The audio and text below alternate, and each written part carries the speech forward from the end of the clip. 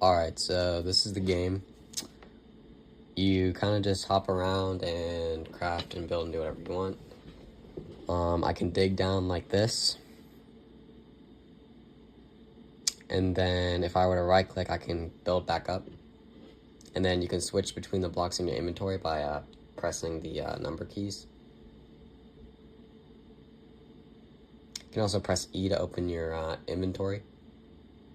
And then you can also craft stuff by clicking a block and then dragging it or clicking it back into the box.